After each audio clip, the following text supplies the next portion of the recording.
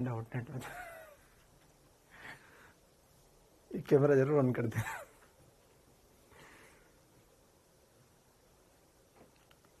Hello बच्चों, good evening. Radhe Radhe भाई,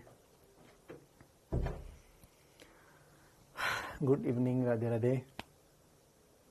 कैसे सब लोग? मस्त, तंदुरुस्त? झुका से गया भाई?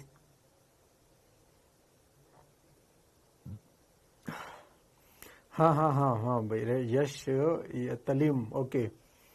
10 बजे है मंडे को क्लास मेरी, ठीक है। एक दिन के लिए थोड़ा चेंज है। आ जाने तो सबको मैं बता देता हूँ, है ना। Rishabh Pant, I am fine. क्या बात है, ऋषभ पंत क्रिकेटर। देखो यार, हमारी क्लास में क्रिकेटर बन आए भाई, मजा आ गया अब तो यार। विराट कोहली साहब है क्लास में, कोई ना कोई। एक ऋषभ पंत दिख गया मुझे। खूब पैसा खाया इसने आईपीएल में। सेकंड या थर्ड हाईएस्ट पेड क्रिकेटर है ये शायद, ठीक है। चलो चलो चलो। अच्छा, दिख रहा है ना क्लियर, इजी? कोई दिक्कत तो नहीं है? क्या आपको क्लियर दिख पा रहा है?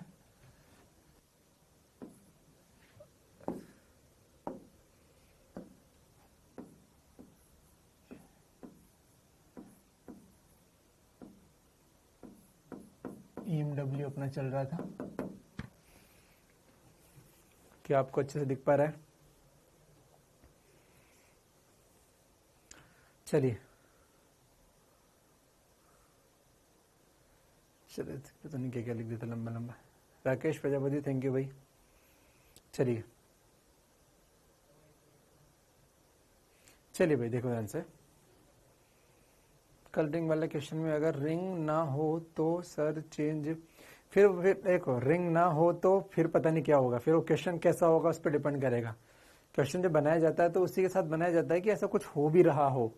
रिंग में एक खास बात थी कि रिंग में बढ़ता घटता है तो वहां पर डिपेंड करता है। अब रिंग, अब ये अलग बात है कि अपन को फॉर्मूला केवल रिंग का ही पता है। अब अनशंट दे दे तो हमें नहीं पता कैसा होगा। अगर आप उसको ग्राफ मुझे बता दोगे तो फिर मैं क्वेश्चन बना दूंगा। तो क्वेश्चन बनाने वाले ने थोड़ा सोच के बनाया कि यार रिंग कॉमन चीज है, बच्चों को ग्राफ याद है, उस पर क्वेश्चन बना दिया, ठीक है ना। इस तरह वाली बात थी। ऐसा नहीं आप कुछ भी कर सकते हो, करने में तो कर सकते हो, लेकिन ऐसा भी तो हो जिसका पता भी तो ग्राफ। हमें किसी का पता ही नहीं, जबरदस्ती बना दिया। तो अगर किसी ने बनाया है तो उसने सोचा भी होगा आंसर कैसा आएगा, तो कभी आएगा तो करेंगे। चलो छोड़ो, काम की बात, काम की बात। मंडे को क्लास 10 बजे होगी, एक दिन के लिए चेंज है, ठीक है। ये क्या है क्वेश्चन? ग्रुप वाले क्वेश्चन सॉल्व करा दो। काय का ग्रुप वाले क्वेश्चन भैया? एक कौन से ग्रुप ग्रुप नहीं करना मुझे यहाँ पे, ठीक है। ग्रुप वाले क्वेश्चन का कौन से ग्रुप वाले, मुझे नहीं पता कौन सा ग्रुप है। ये मेरा ग्रुप जो भी है इसके क्वेश्चन में करा रहा हूँ, ग्रुप वाले क्वेश्चन का। चलो जो भी है, चलिए अब आप पढ़ने पे ध्यान दें। कल अपन ने कहाँ तक पढ़ा था? हाँ, EMW क्या होता है, क्या पढ़ा था अपन ने कल? हाँ ठीक है, कल अपन ने विस्थापन धारा पढ़ ली थी, ठीक है। कल अपन ने क्या पढ़ी थी, मैं लिख देता हूँ। ID डिस्प्लेसमेंट करंट बराबर epsilon not D phi E by D T, epsilon not D phi E by D T, ये अपन ने पढ़ा था। या फिर C D V by D T बराबर C D V by D T, ये दोनों फॉर्मूले अपन ने पढ़े थे कैपेसिटर के लिए। अब हम आगे बढ़ रहे हैं। विस्थापन धारा हमने पढ़ ली। अब आप फालतू के कोई कमेंट ना करें। सर आज मैंने ज्वाइन कर सकती हो निन्नी? ओ निन्नी, निन्नी, अरे निन्नी तुझे क्या बोलूं मैं अब? आज ज्वाइन कर सकती हूँ क्या? इतना पढ़ लिया उसके बाद बोले आज ज्वाइन कर सकती हूँ क्या? क्या करूं तेरा मैं? तेरा नाम भी ऐसा है कि डांट भी नहीं सकता तुझे मैं। ठीक है भाई, कर ले, ठीक है कर ले भैया, नहीं ज्वाइन कर ले, कर ले कर ले कर ले, ठीक है। बाकी मुझे मत कुछ कहना। तो बीच में है ना, युद्ध युद्ध खत्म होने वाला, बीच में तो आ गई तो मैं कुछ कर नहीं सकता, ठीक है। बाकी ठीक है, साथ हो ले, इतने सारे बच्चे हैं, तू भी आ जा, क्या फर्क पड़ रहा है। चलिए ठीक है बच्चे, ध्यान दो फालतू के। ये कोई बच्चे टेंसर वेंसर पूछ रही है, शायद ये सो के उठी है या बाद में आई है, क्योंकि हमने टेंसर वेंसर की चर्चा कर चुके हैं, मैं आपको टेंसर की कहानी बता चुका हूँ क्या होती है, ठीक है ना। तो मैं बता चुका हूँ आपको, तो मैं फालतू फिर से बात नहीं करना चाहता। चलिए देखो, ये हो गया डिस्प्लेसमेंट करंट। तो बच्चों डिस्प्लेसमेंट करंट से उन्होंने एम्पियर के नियम को ठीक किया, यहाँ तक अपन ने पढ़ लिया। अब कहानी आती है कि भैया फैराडे ने बोला, मैक्सवेल ने ऐसा सोचा। अब मैक्सवेल ने और भी सोचा, क्या सोचा कि यार जो ये डिस्प्लेसमेंट करंट है तो ठीक है, मतलब मैक्सवेल ने प्रूफ कर दिया, बच्चों। चलो मैं आपको एक इन शॉर्ट बताता हूँ फिर से कि फैराडे ने बोला कि भैया बदलते हुए चुंबकीय क्षेत्र से विद्युत क्षेत्र आता है। तो मैक्सवेल ने कहा कि बदलते हुए विद्युत क्षेत्र से चुंबकीय क्षेत्र भी आता है, मतलब विस्थापन धारा आती है, विस्थापन धारा से क्या बन जाता है, बी बन जाता है। तो भैया ई और बी आपस में बदलते रहते हैं। इस प्रकार मैक्सवेल ने ये बताया कि भैया ई और बी अलग अलग नहीं है, ये आपस में बदलते रहना है। मैक्सवेल ने बताया कि विद्युत क्षेत्र और चुंबकीय क्षेत्र एक दूसरे में परिवर्तनशील है, मतलब ई से बी बन सकता है, बी से ई बन सकता है, ये आपस में परिवर्तनशील है। और उन्होंने ई और बी के बीच बारे में बहुत सारी जानकारी दी, बहुत सारी इंफॉर्मेशन हमको दी और इतनी इंफॉर्मेशन दी कि उनके नाम पर 4 समीकरण हम बोलते हैं। ये 4 समीकरण जो है उनको हम बोलते हैं कि मैक्सवेल की इक्वेशन है, क्योंकि उन्होंने समीकरणों पे बहुत सारा काम किया। आप सोचो किसी ने गाड़ी बनाई लेकिन उसमें कोई मजा नहीं दिया, लेकिन एक आदमी ने उसमें इतनी टेक्नोलॉजी भर दी कि हम लगेगा यार भैया तेरे नाम पे गाड़ी कर ले। एक ऐसा सोचो कि हमने तो एक 4 दीवारी बना दी मिट्टी की सिंपल, किसी ने उसको बिल्कुल पत्थर की बनवाई, एसी लगवाया, फर्नीचर किया, मस्त किया, तो हमने बोलेंगे भैया फिर आप ही रह लो इसमें, वो वाली बात है, ठीक है। तो हमने कहा हम यहाँ पे कहेंगे, अब ध्यान से देखो, मैक्सवेल ने ये सब कर दिया बच्चों। मैक्सवेल ने बहुत बड़ी बड़ी बातें बताई, फैराडे ने तो एक समीकरण पे बताया, मैक्सवेल ने ये बताया, तो हम लिखते हैं क्या बताया। मैक्सवेल ने कहा, अब इसमें थोड़ी कहानी है कि ध्यान से देखते रहो, फालतू के वो मत करो यहाँ पे कमेंट सभी, है ना। चलिए, मैक्सवेल ने कहा कि ई व बी विद्युत क्षेत्र और चुंबकीय क्षेत्र आपस में परिवर्तनशील है,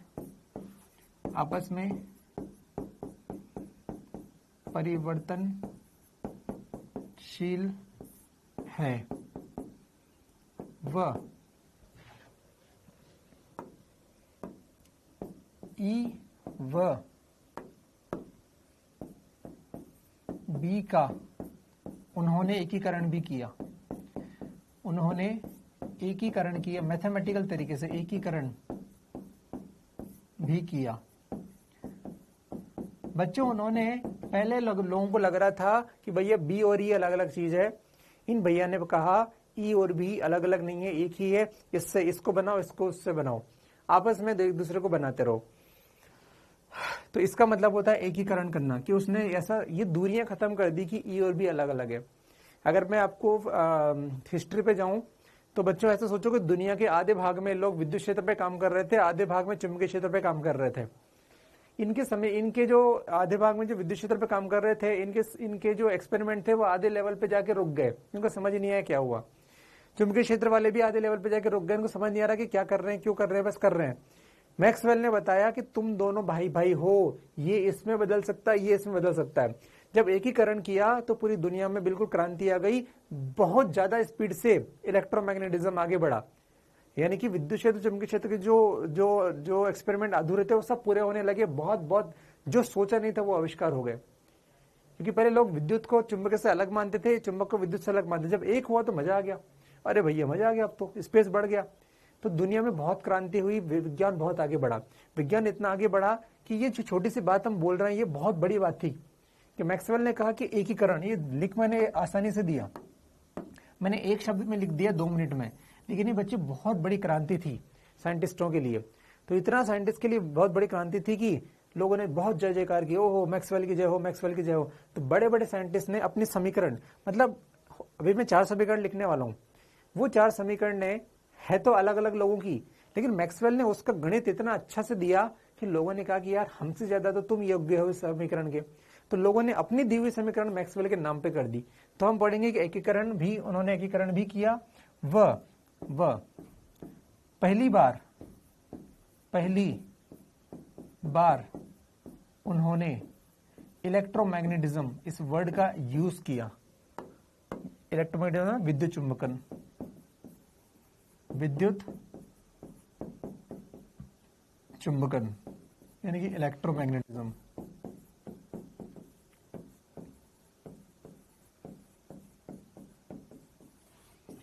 शब्द का प्रयोग किया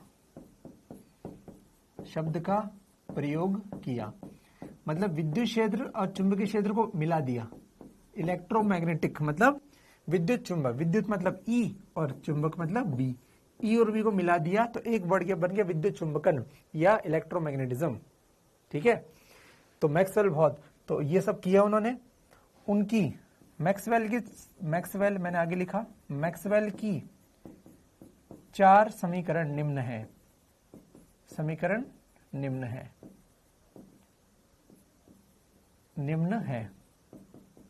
ये 4 समीकरणों से ही आगे जाके ईएमडब्ल्यू के कॉन्सेप्ट बने। ईएमडब्ल्यू की स्पीड कितनी होती है वो सब मैक्सवेल ने ही किया था बच्चों, इसलिए मैक्सवेल की इतनी तारीफ कर रहे हैं। 4 समीकरण कौन सी है देखो ध्यान से। गॉस का नियम, गॉस लॉ इलेक्ट्रोस्टैट में गॉस लॉ क्या होता है बताओ। E डॉट डी एस बराबर समेशन ऑफ Q बटे एप्सिलॉन नॉट। याद आ रहा है तुम्हें पहले समीकरण। ये है तो गॉस की, लेकिन गॉस ने क्या कहा कि मैंने तो समीकरण बना के छोड़ दी, तूने तो इतना बढ़िया काम किया है, तेरे नाम पे समीकरण ले ले। फिर दूसरा गॉस लॉ इन मैग्नेटिज्म, चुंबकीय क्षेत्र में।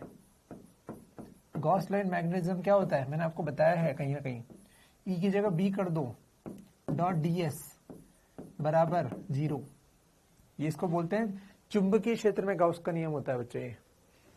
तीसरा फैराडे की समीकरण, फैराडे इक्वेशन। क्या है फैराडे की इक्वेशन? फैराडे की समीकरण क्या है? Integration E dot D L बराबर minus A D V by D T. ये A D V by D T, ये फैराडे की समीकरण, ये फैराडे की समीकरण। ठीक है, बहुत बढ़िया। और चौथा मैक्सवेल एम्पियर नियम या एम्पियर का नियम, इसको मैक्सवेल एम्पियर का नियम भी बोलते हैं। मैक्सवेल एम्पियर नियम, एम्पियर के समीकरण में मैक्सवेल के द्वारा दी गई विस्थापन धारा का यूज हुआ, इसलिए उसको मैक्सवेल एम्पियर नियम कहा जाता है। Close integral B dot D L, कल हमने पढ़ा था लास्ट में, बराबर mu naught I C plus I D, इसलिए इसको मैक्सवेल एम्पियर नियम कहा जाता है। ये तीनों अलग अलग है, ये चारों अलग अलग है, लेकिन इन चारों को मैक्सवेल की समीकरण कहा जाता है, क्योंकि इन सबको ऐसा वैसा इसका मान उसमें, उसका मान इसमें, गणित यूज करके उसने बहुत बढ़िया बढ़िया बात बताई। आप सोचो ईएमडब्ल्यू एक वेव है, कैसे पता चला? क्योंकि इन चारों समीकरणों से उन्होंने बहुत कुछ किया और वेव की समीकरण उन्होंने शुद्ध कर दी।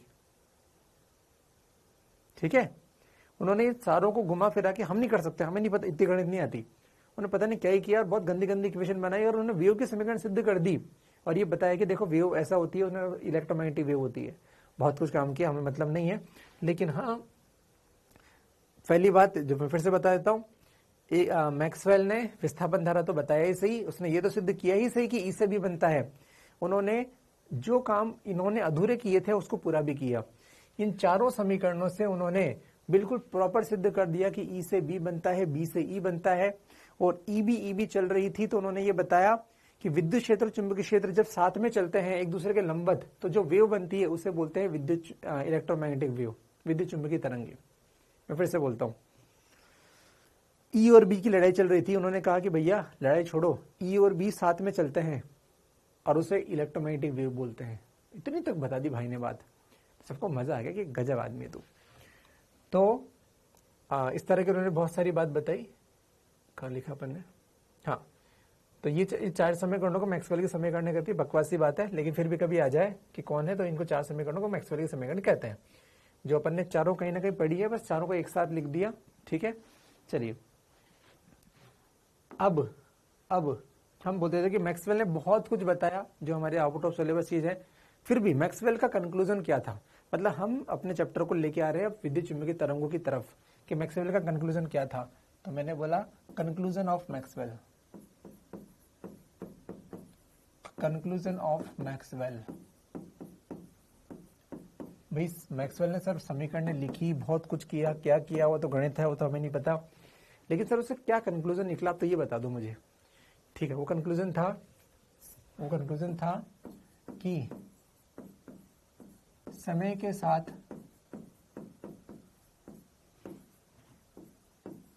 परिवर्तनशील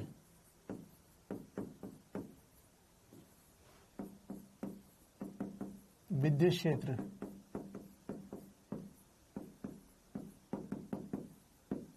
चुंबकीय क्षेत्र बनाता है।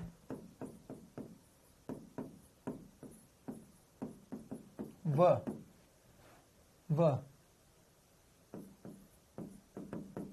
चुंबकीय क्षेत्र विद्युत क्षेत्र भी बनाता है। ये तो बात हमने अभी करी भी से और लिख भी ली। ई बी बनाता है, बी ई बनाता है। मैं अगर आपको केमिस्ट्री के शब्दों में बोलूं तो ऐसे बोल सकता हूं, बी से ई बनता है और ई से बी बनता है। ये कौन सी समीकरण है, क्या है, कोई नाम होता है इसका, जो समीकरण दोनों तरफ चलती है उसको क्या नाम होता है, कोई बताएगा मुझे। ऐसी अभिक्रिया जो इधर से उधर होती है, रिवर्सिबल, हाँ ठीक है, रिवर्सिबल, ओके, रिवर्सिबल रिएक्शन की तरह है ना, मतलब है नहीं लेकिन रिवर्सिबल की तरह, इससे ये बनता है, इससे ये बनता है, ठीक है, रिवर्सिबल, बिल्कुल। तो ये बनता है, आगे बढ़ते हैं। ये ई व बी, ये जो ई और बी है कौन से, समय के साथ परिवर्तनशील, याद रखना कांस्टेंट नहीं बोल रहा हूं मैं कांस्टेंट नहीं बोल रहा हूं, समय के साथ परिवर्तनशील इलेक्ट्रो, ये ई और बी। तो मैं बोल सकता हूँ ये ई टी, मैं ऐसा बोल सकता हूँ, ई टी लिख दो, ये है ना परिवर्तनशील ई को हम क्या बोल सकते हैं, ई टी, परिवर्तनशील ई, ये ई और ये बी जो बदलते हैं। ये परिवर्तनशील विद्युत क्षेत्र और परिवर्तनशील चुंबकीय क्षेत्र निर्वात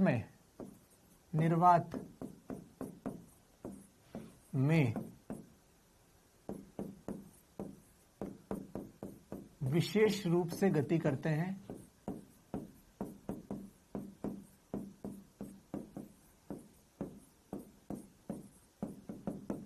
वह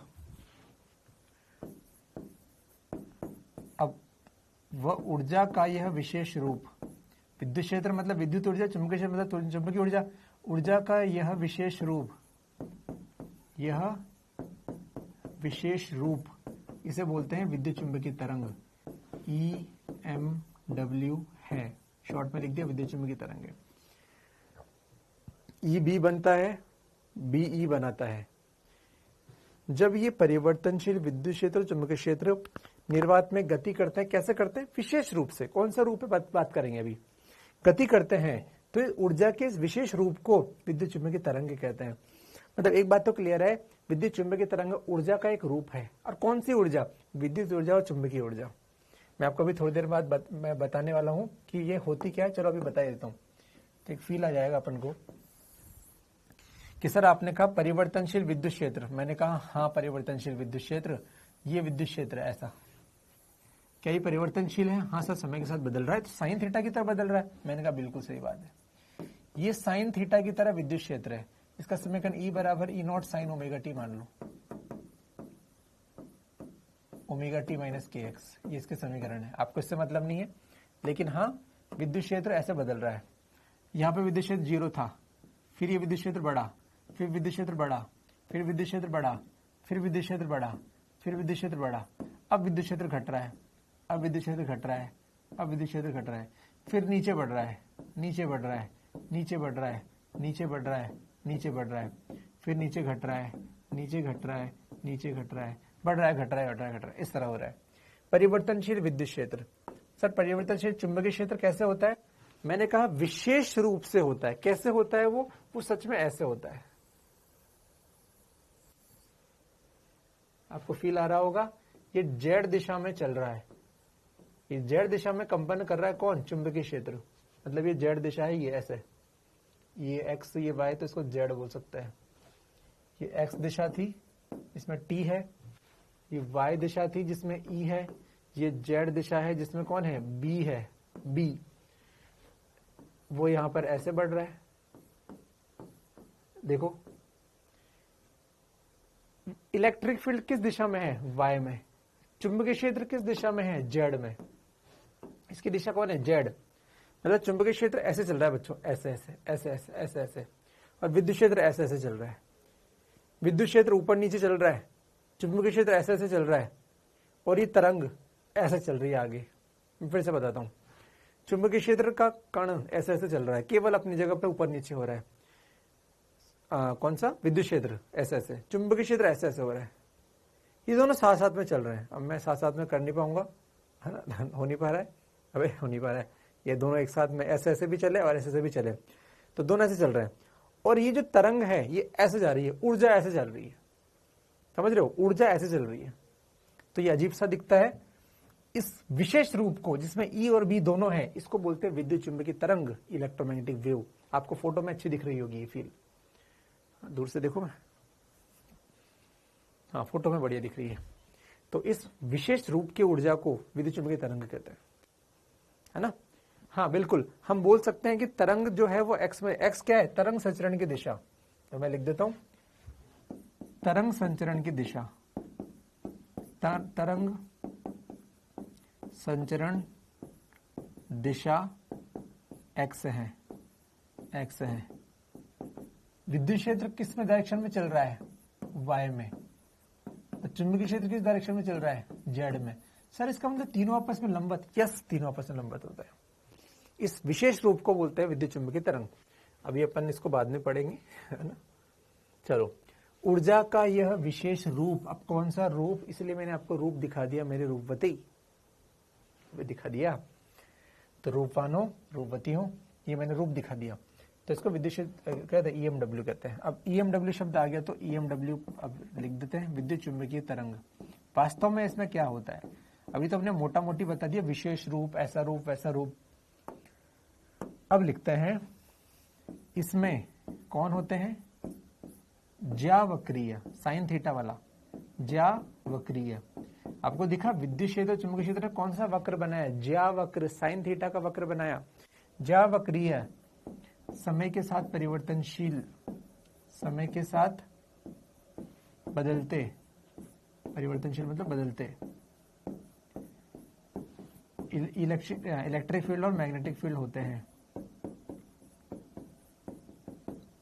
सही बात है, आपने देखा अभी बच्चों, देखो ध्यान से, आपने विद्युत क्षेत्र क्या ज्यावक्रीय है, यस, तो चुंबकीय क्षेत्र कैसा है, चलो इसका समीकरण भी लिख देते हैं। बी बराबर है बच्चों B naught sine omega T minus K X. सर ये रटना है क्या इक्वेशन, नहीं रटना नहीं है, अभी सब समझा दूंगा मैं तुझे। ये बी का समीकरण, ये ई का समीकरण, तो ये साइन थीटा के हैं, हाँ ये प्रूफ हो गया। बदल रहे हैं समय के साथ, टी आ रहा है, हाँ बदल रहा है। ज्यावक्रीय मतलब साइन थीटा, साइन थीटा, समय के साथ परिवर्तनशील ई और बी होते हैं, जो आपस में लंबवत होते हैं। बिल्कुल सही बात है, जो आपस में लंबवत हैं, वह ये दोनों तरंग संचरण दिशा के भी लंबवत होते हैं। तरंग संचरण दिशा के भी लंबवत होते हैं, लंबवत होते हैं। आपको दिख गया होगा, ई और बी आपस में लंबवत हैं और तरंग संचरण की दिशा के ये लंबवत है। अरे एक्स वाई जेड आपस में लंबवत होते हैं, बहुत कॉमन सी बात है। ये है आपकी ईएमडब्ल्यू, ध्यान से देख लो, ध्यान से देखो। और इसमें मैं खास बात बताऊं, विद्युत क्षेत्र और चुंबकीय क्षेत्र समान कला में है। समान कला का मतलब क्या होता है, दोनों एक साथ जीरो होते हैं,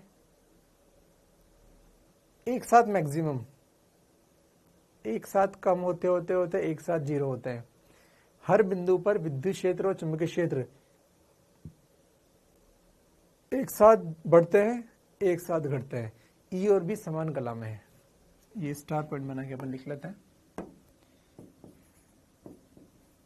ई व बी समान कला में है, समान कला में है। मैंने क्यों ऐसा बोला? क्योंकि कई बार इसको देख के भ्रम हो जाता है कि लंबवत है। वे कला का मतलब अलग होता है और दिखने का मतलब अलग होता है। ये दिख रहे हैं लंबवत है, लेकिन कला का मतलब क्या होता है? दोनों एक साथ जीरो, एक साथ मैक्सिमम, इसे बोलते हैं समान कला। ये दोनों आपस में लंबवत है, ये अलग बात है, और ये समान कला में ही अलग बात है। आई होप आप बात समझ पा रहे हैं। ठीक है, एक वेव क्या होती है? एनर्जी तो होती है, ठीक है, दीप्ति। तो ई और भी समान कला में। आई होप आपकी बात समझ में आई। अब हम वॉटलेस करंट, डिस्प्लेसमेंट करंट। अबे गधे, वॉटलेस करंट और डिस्प्लेसमेंट दोनों बिल्कुल अलग चीज है भैया। डिस्प्लेसमेंट करंट एक कैपेसिटर के बीच में है, वॉटलेस करंट तो वहां पर एसी सर्किट में आ रहा था। यहाँ एसी कहाँ? यहाँ पे एसी थोड़ी है, यहाँ पे डीसी करंट थी। डीसी करंट में जब कैपेसिटर चार्ज हो रहा था, अभी हुआ नहीं था, उसके बीच में जो करंट आई थी वो थी डिस्प्लेसमेंट करंट। दोनों अलग अलग चीजें, ठीक है। चलिए, तो ये अपन ने लिख दी। अब अपन विद्युत क्षेत्र चुंबकीय क्षेत्र का समीकरण पढ़ते हैं। अब यार वेव अच्छा वेव पढ़ा दिया क्या आप लोगों को? क्या आपको सर ने वेव पढ़ा दिया? वेव तरंगे, यस और नो?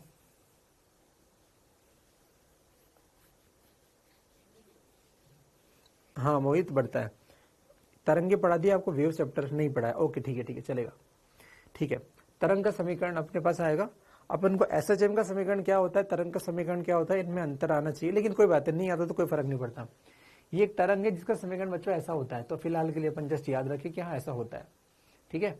ये बी का समीकरण, मैं आपको इसमें लॉजिक सिखा सकता हूँ, ध्यान से देखना, और जब वेव पढ़ेंगे तो उसको बात करेंगे, मतलब जब भी आप वेव पढ़ेंगे तो उस बारे में बात करेंगे। बच्चों तरंग का समीकरण जो होता है वो ऐसे होता है। चलो मैं आपको इसको फिर से लिखता हूं। E बराबर E0, विद्युत क्षेत्र किस दिशा में है? Y में, तो इसको लिखते हैं EY। बच्चों तरंग में क्या होता है, आप ध्यान से समझो, मैं आपको एक फील दूं, यहां पर मैं आपको फील दूं।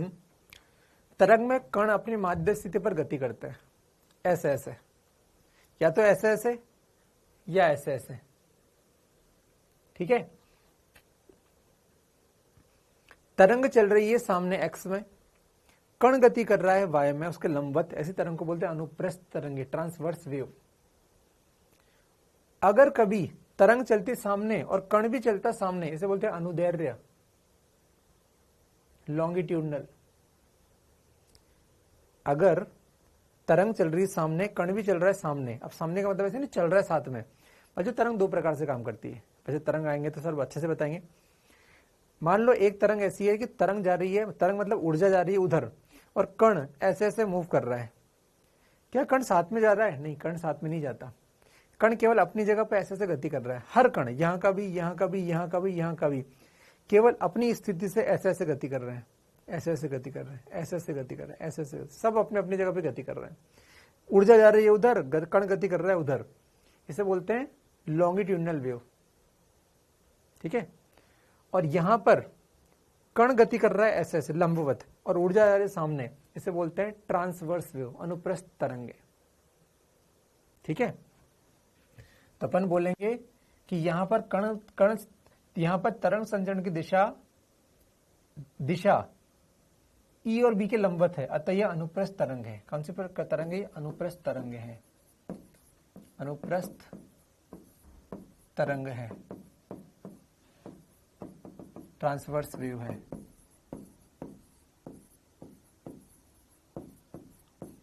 ये क्या EMW कैसी है? EMW अनुप्रस्थ तरंग है, ट्रांसवर्स वेव है, ठीक है। क्योंकि इसमें कण व तरंग संचरण की दिशा आपस में लंबवत है। कण मतलब E, क्योंकि E और चलो अभी तो इतना याद रखो, जब पढ़ेंगे तो डिटेल सब लिखोगे, से क्या लिखूं मैं। चलिए इतना लिखा हमने। अब हम ई और बी के समीकरणों के बारे में बात करते हैं बच्चों। अब यहाँ पे आप सोचो विद्युत क्षेत्र एक कण है, ऐसे कण की तरह मानो विद्युत क्षेत्र को। कण किस दिशा में गति कर रहा है? वाई दिशा में गति कर रहा है, तो यहाँ ई वाई लिखते हैं। ये क्या होता है? ये कण की दिशा को बताता है। कण किसका है? इलेक्ट्रिक फील्ड का, तो ई लिख दिया। कण किस दिशा में जा रहा है? वाई में, तो यहाँ वाई लिख दिया। ये तरीका होता है तरंग लिखने का। जो गति कर रहा है, मान लो मैं गति कर रहा हूं, तो एस वाई सर गति कर रहे हैं, तो एस वाई किस दिशा में गति कर रहे हैं? वाई में, तो वाई बराबर एस वाई सर का अधिकतम मान माना कि 5 है, किस दिशा में गति कर रहे हैं? एक्स में, तो sign omega T minus K x. ये गति हो गई। अगर मैं गति कर रहा होता है यहां पर, तो मेरी समीकरण ऐसे आती। जो गति कर रहा है यहां पर, जिस दिशा में गति कर रहा है वो यहां पर, बराबर अधिकतम मान जो तरीका होता है, ये तो कॉमन अपन ने इसी में पढ़ लिया, इनटू अब यहां भी एक तरीका है sign omega T minus K x. Omega T minus K x, अगर सर यहां पर omega T plus K x लिखा होता तो क्या होता? तो इसको भी अपन देख लें, अपन बात करते हैं। चलो मैं डिटेल में बात करता हूं। तरंग समीकरण मैं लिखता हूं यहां पर, तरंग समीकरण, तरंग समीकरण। तो पहला लिखता हूं मैं विद्युत क्षेत्र की समीकरण। विद्युत क्षेत्र की समीकरण, विद्युत क्षेत्र मतलब ई किस दिशा में चल रहा है? वाई में, तो वाई अधिकतम मान ई नॉट साइन। अब साइन में चल रहा है तो साइन, कॉस में चलते तो कॉस साइन। अब मैं डायरेक्ट लिख रहा हूं बच्चों omega T minus K x. तरंग में, तरंग की जो समीकरण होती है उसमें टी भी आता है और एक्स वाई जेड भी आता है। सर यहाँ पे टी तो हमेशा फिक्स है, ऐसे आता है ओमेगा टी। अब दो ऑप्शन है सर कि सर अगर इसकी जगह ऐसा होता, इसकी जगह ऐसा होता, अगर ऐसा होता, ऐसा होता, कैसा होता कि सर ई वाई बराबर E not sine omega T plus K X होता तो बच्चों ध्यान दो, इसका अर्थ मैं आपको बता देता हूं। ये दोनों समान चिन्ह के हैं, समान चिन्ह के हैं। यानी कि अगर मैं बोलता हूं कि ऐसा भी होता ना, ई वाई बराबर E not sine minus omega T minus K X, तो अभी भी क्या है? ये दोनों समान चिन्ह के हैं, ये दोनों केस एक ही है। तो तरंग की दिशा, तरंग संचरण दिशा क्या होती? अगर दोनों समान चिन्ह के हों तो तरंग संचरण की दिशा माइनस एक्स होती। तरंग संचरण की दिशा क्या होती? Minus x. ये दोनों अगर विपरीत चिन्ह के हों, एक प्लस एक माइनस, विपरीत चिन्ह के हों, तो तरंग संचरण की दिशा क्या होगी? Plus x. सर एक्स ही होगी क्या हमेशा? नहीं नहीं, ये जो लिखा है ना वो प्लस में, ये जो लिखा है ना वो प्लस में। ये एक्स लिखा है तो एक्स, वाई लिखा है तो वाई। फिर से बताता हूं मैं, तरंग संचरण की दिशा यहां होगी, वो चाहे एक्स हो, चाहे वाई हो, चाहे जेड हो, वो वही दिशा होगी। सर प्लस की माइनस, फिर से बताता हूं, दोनों के चिन्ह समान है तो माइनस में, दोनों के चिन्ह विपरीत हैं तो प्लस में। आई होप आपको बात समझ में आ गई। मैं एग्जाम्पल एक दे के देखता हूं। एग्जाम्पल, ई बराबर E not sine minus omega T plus K Z. बताओ इसकी दिशा बताओ, दिशा क्या होगी तरंग संचरण की? ध्यान से देखना, गड़बड़ मत करना, सिखाने के लिए, क्योंकि तुमने पढ़ा नहीं इसलिए सिखा रहा हूं। पढ़ा होता तो मैं कब का आगे बढ़ जाता। तरंग संचरण की दिशा बताओ। बहुत ही बढ़िया, प्लस जेड। सर ये दिशा होती है? हाँ दिशा होती है। प्लस माइनस कैसे होगा? विपरीत चिन्ह है अतः पॉजिटिव दिशा होगी, पॉजिटिव दिशा मतलब प्लस जेड होगी। बहुत ही बढ़िया, सीख गए यार तुम लोग, इंटेलिजेंट हो, बहुत ही बढ़िया। ठीक है, ये सिखा दिया। ये विद्युत क्षेत्र के समीकरण है। चलिए ऐसे ही चुंबकीय क्षेत्र के समीकरण, चुंबकीय क्षेत्र की समीकरण, चुंबकीय क्षेत्र को किससे दिखाते हैं? बी से, तो लिखो बी। बताओ यहां क्या लिखूं, इसके नीचे क्या लिखूं, देख के बताओ, देख के बताओ इसके नीचे क्या लिखूं। बी के नीचे, जैसे ई के नीचे वाई लिखा है, इसे क्या लिखूं यहां पर?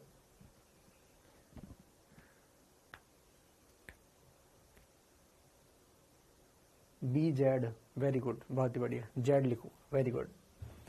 तो मुझे लिखना चाहिए बी जेड, बहुत बढ़िया, बराबर क्या लिखेंगे? बी नॉट फिक्स है वो तो, साइन, हाँ साइन फिक्स है, omega T minus K x. क्यों क्यों?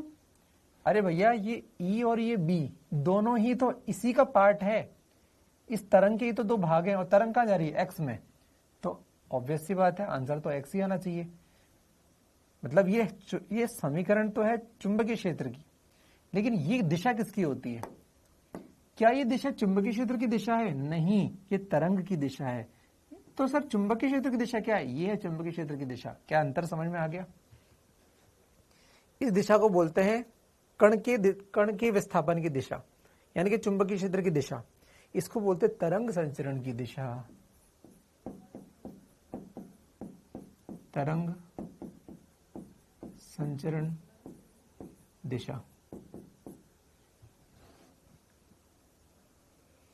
क्या जिन लोगों ने पढ़ा था, क्या जिन लोगों ने पढ़ लिया था, आरएम 2 वाले बच्चे बोल रहे हैं हमने पढ़ लिया, क्या उनको ये अंतर मालूम है कि यहां जो दिशा होती है वो कण के विस्थापन की दिशा होती है? जैसे मैं तरंग के शब्दों में आंसर दूं, ये दिशा कण के विस्थापन की दिशा है और ये दिशा तरंग संचरण की दिशा है। क्या ये अंतर समझ में आया था उन बच्चों को जिन्होंने पढ़ लिया है? ईमानदारी से बोलना भाई, ये तो सबको आ गया, विपरीत और सेम है तो बहुत इजी बात थी। क्या ये समझ में आ गया था क्या तुम्हें, या अभी समझा है?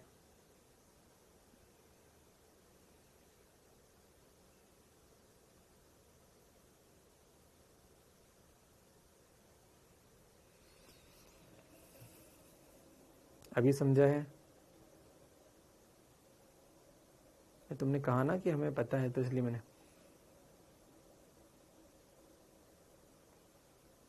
जिन लोगों ने पढ़ा था कुछ तो बोलो कोई तो।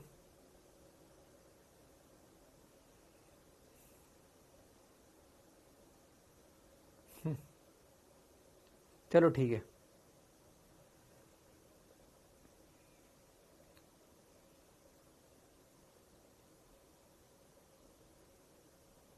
चलो ठीक है, छोड़ो छोड़ो, आ गया ना यार। अब हमें नहीं पता, इस बैच के बच्चों को अगर ये चैप्टर नहीं पढ़ा है तो वो पढ़ाया जाएगा, तो टेंशन मत लो, ठीक है? चलिए,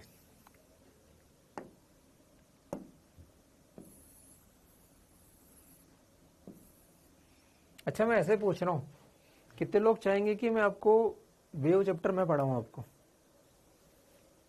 क्या आप चाहेंगे? इस बैच के बच्चों की बात करो, वेव चैप्टर आपको नहीं पढ़ाया अभी, मुझे पता है। क्या आप चाहेंगे मैं आपको वेव पढ़ाऊं?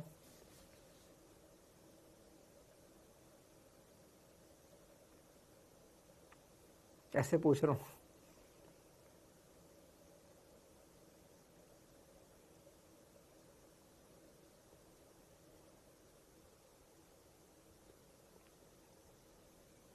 और क्यों? क्यों? चलो इसका भी आंसर दो, क्यों पढ़ाओ? जब सर पढ़ा ही रहे हैं तो मैं क्यों पढ़ाऊं? ऑलरेडी सर पढ़ा रहे हैं तो मैं क्यों पढ़ाऊं?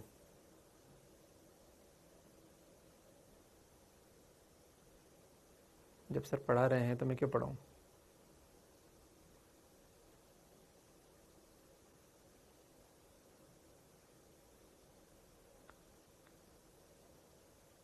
एक लाख %।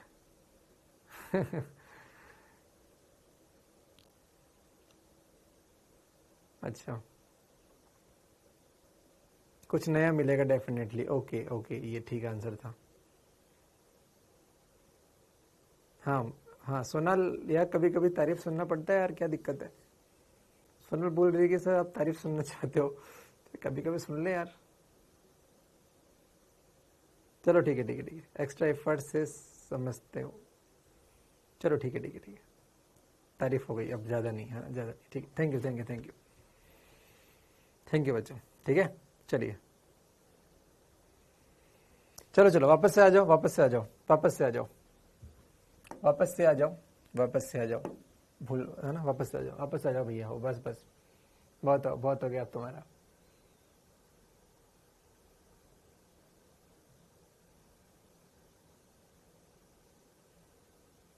चलो ठीक है भैया, वापस आ जाओ, आ जाओ। तो चुंबकीय क्षेत्र की समीकरण होगी, विद्युत क्षेत्र की समीकरण होगी। बहुत बढ़िया, वाह मजा आया, वाह बहुत बढ़िया। ये बच्चों ये बात याद रखना, जब वेव पढ़ाया जाएगा तब भी ये बात बताई जाएगी। मैं आपको फिर से रिपीट कर देता हूं,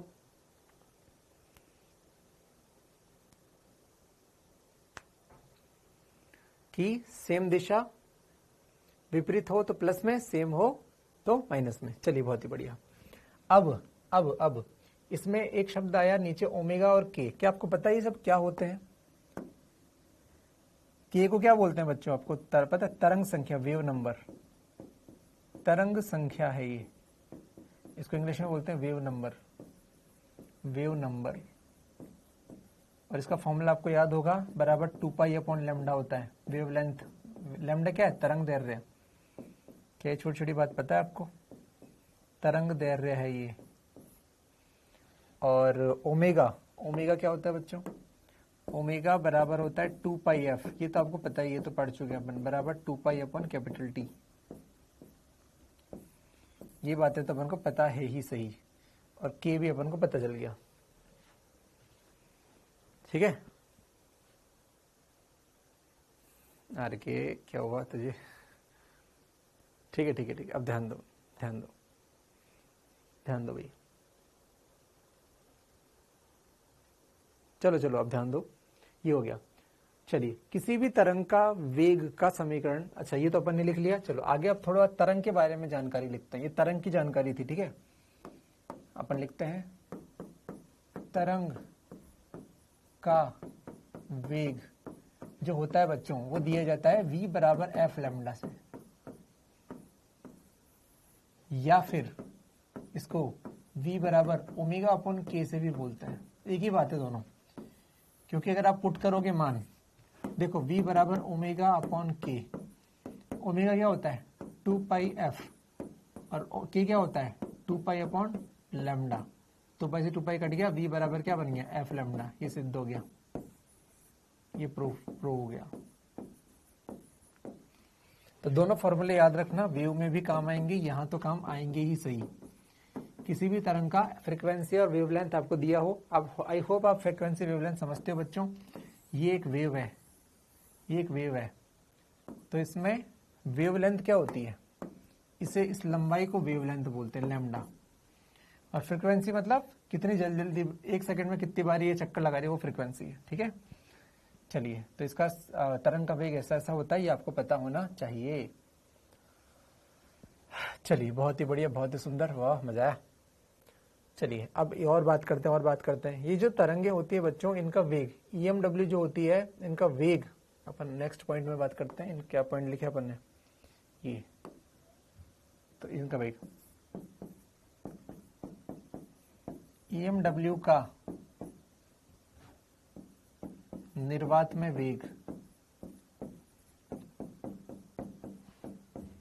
c, यानी कि 3 गुणा 10 की घात 8 के बराबर होता है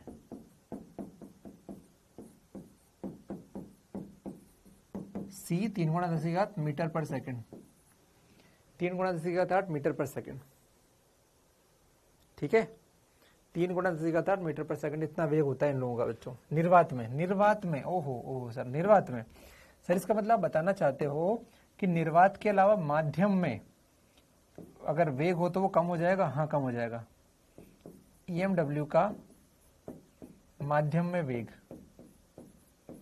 माध्यम में वेग c से कम हो जाता है, कम हो जाता है।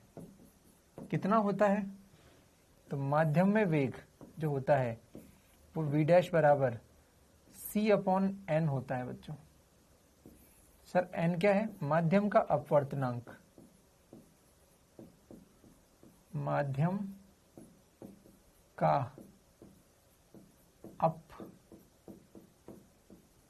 अपवर्तनांक,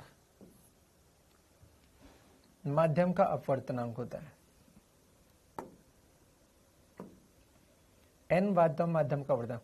माध्यम के अपवर्तनांक का एक स्पेशल फॉर्मूला है बच्चों, n बराबर under root epsilon r into mu R, ये याद रखिए हमेशा।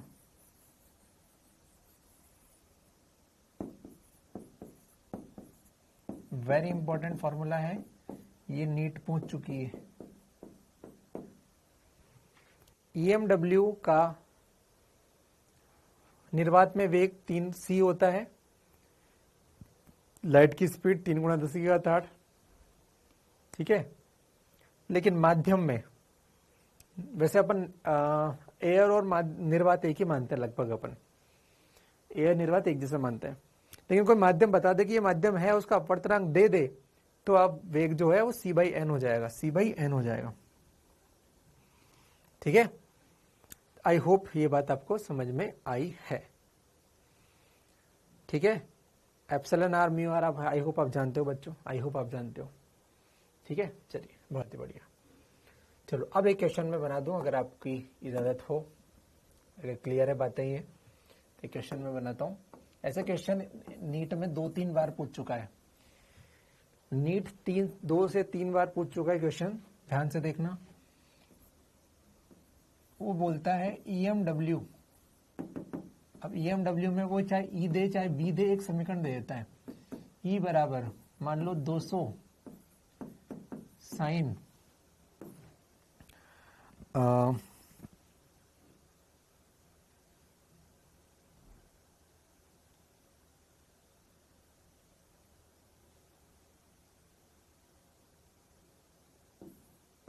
6 गुणा 10⁸ ओमेगा टी, सॉरी 6 गुणा 10⁸ टी माइनस 200x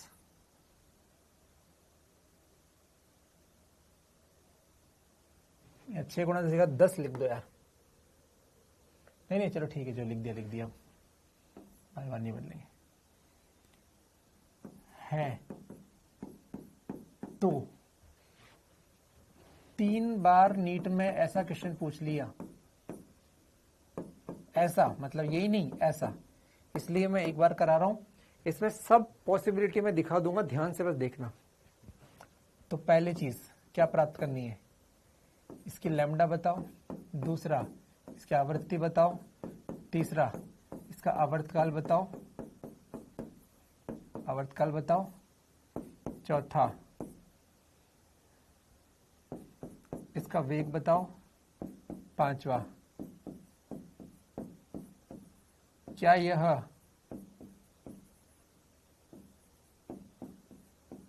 माध्यम में चल रही है,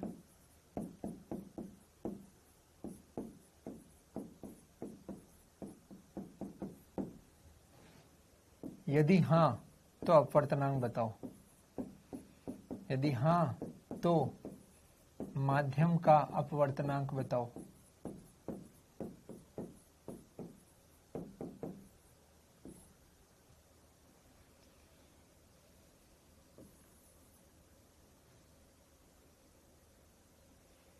एक और टफ क्वेश्चन, एप्सिलॉन r बताओ, इससे ज्यादा कुछ नहीं होगा। मैंने इसमें वो चीज भी पूछ ली जो नीट ने आज तक नहीं पूछी, और नीट वाले अगर बुद्धि लगाएं तो शायद कभी पूछ ले। ये क्वेश्चन आपने कर दिया तो आपने सब कर दिया, और पूछो यार। वेग व तरंग की दिशा, चलिए एक एक करके बात बताओ। सबसे पहले तरंग की लैम्डा कैसे निकालने, चलो बताओ। क्या हम इसको कंपेयर कर लें, तुलना कर लें किससे, sign omega T minus K x से, मतलब टी के साथ जो आता है वो ओमेगा आता है, मतलब ये क्या है अपना ओमेगा, और ये क्या है अपना के। बहुत ही सुंदर, बहुत ही सुंदर। तो लैम्डा के लिए मैं बोलूंगा, चूंकि मैं सॉल्यूशन कर रहा हूं, ओमेगा बराबर 2 पाई अपॉन लैम्डा होता है, तो लैम्डा बराबर हो जाएगा 2 पाई अपॉन ओमेगा बराबर 2 पाई अपॉन 6 गुणा 10 की घात 8। ये गंदा सा आ जाएगा लेकिन कोई बात नहीं, पाई बटा 3 गुणा 10 की घात 8, ये इतना लैम्डा है मीटर। गंदी सी आंसर आया लेकिन कोई बात नहीं, आया तो आया, कोई बात नहीं। एफ क्या होता है? सॉरी सॉरी सॉरी, ये मैंने एफ निकाल दिया क्या? मैं बदल दूं क्या यहाँ पे? ये मैंने गड़बड़ कर दी क्या? गलत है, गलत है, गलत है, गलत है, कुछ और ही निकाल दिया। के होता है ना 2 पाई अपॉन लैम्डा, के होता है बच्चों, के बराबर 2 पाई अपॉन लैम्डा, तो लैम्डा बराबर 2 पाई अपॉन के बराबर 2 पाई अपॉन 200 बराबर पाई बटा 100 मीटर, पाई बटा 100 मीटर। ये लो, ये हो गया अपना लैम्डा। ठीक है, ठीक है, ठीक है, ठीक है, ठीक है। चलिए एफ निकालते हैं। एफ क्या होता है भैया? ओमेगा बराबर 2 पाई एफ, बस चूंकि ऐसा, तो एफ बराबर कितना होगा? ओमेगा अपॉन 2 पाई। ओमेगा बराबर 6 गुणा 10 की घात 8 बटे 2 पाई बराबर 3 गुणा 10 की घात 8 बटे पाई। ये हो गया आपका एफ। ठीक है, चलिए अबे नाम लो, नाम लो, इधर देख। चलिए आवर्तकाल टी कितना होगा? आई थिंक टी अपन निकाल देंगे। टी बराबर 1/f लिख दूं क्या? 1/f, तो बस उल्टा हो जाएगा, पाई बटे 3 गुणा 10 की घात 8 इतना सेकंड। आई होप सब है ना, इजी है। चलो अब बताओ वेग, अच्छा तरंग शक्ति की दिशा बताओ। सब लोग बताएंगे मुझे, दिशा बताएंगे सब लोग। विपरीत चिन्ह है, प्लस होगी, और वो x है तो x होगी, तो क्या प्लस x होगी?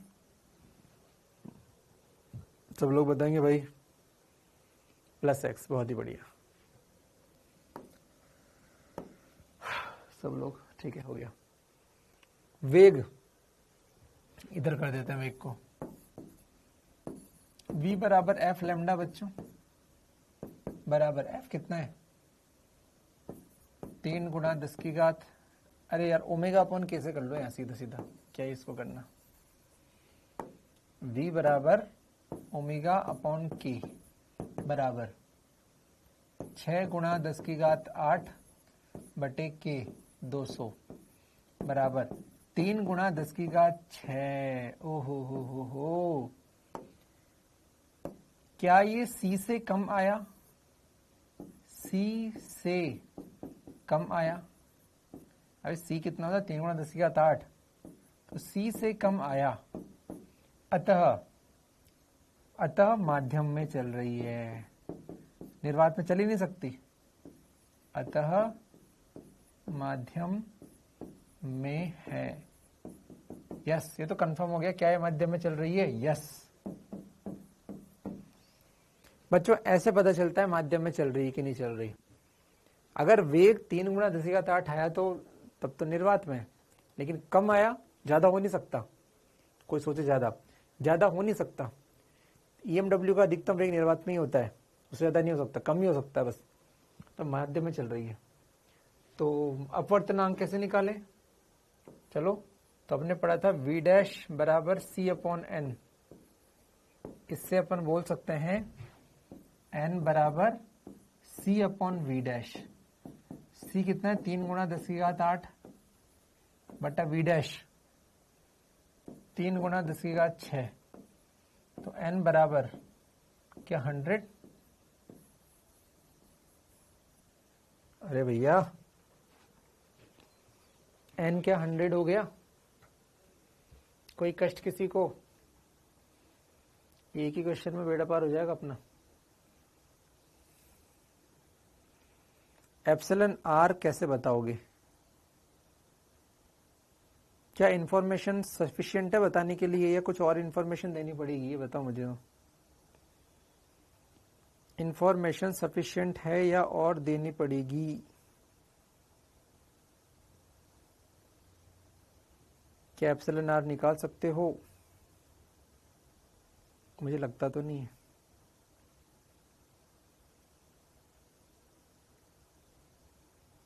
मुझे लग तो नहीं रहा कि निकाल सकते हैं। नहीं निकाल सकते। हाँ क्यों? म्यू आर कहाँ दिया है? जो बच्चा बोल रहा है आंसर, वो म्यू आर कैसे दिया है?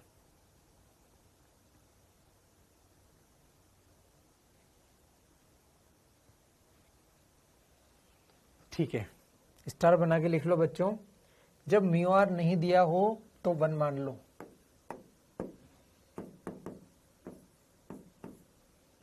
जब म्यू आर ना दे तो 1 मानो। ये कोई जबरदस्ती वाली बात नहीं, केमिस्ट्री की तरह रट लो। लॉजिक है लेकिन आप समझ नहीं पाओगे। दुनिया के मैक्सिमम मटेरियल या तो पैरामैग्नेटिक होते हैं या डायमैग्नेटिक होती हैं, और दोनों का म्यू आर 1 होता है। दुनिया के मैक्सिमम मटेरियल या तो पैरामैग्नेटिक है या डायमैग्नेटिक है। पैरा और डाया क्या है? अनुचुंबकीय प्रतिचुंबकीय। इनका म्यू आर 1 के आसपास ही होता है, इसलिए अपन 1 मान लेते हैं अगर नहीं दिया हो तो। बस इसके बाद तो आंसर है, क्योंकि n बराबर under root epsilon R into mu R. ठीक है, ये हो गया। तो म्यू आर इसको क्या मान लो? 1 मान लो। तो एप्सिलॉन आर का मतलब कितना हो जाएगा? n square. बस 100 का स्क्वायर आंसर हो जाएगा।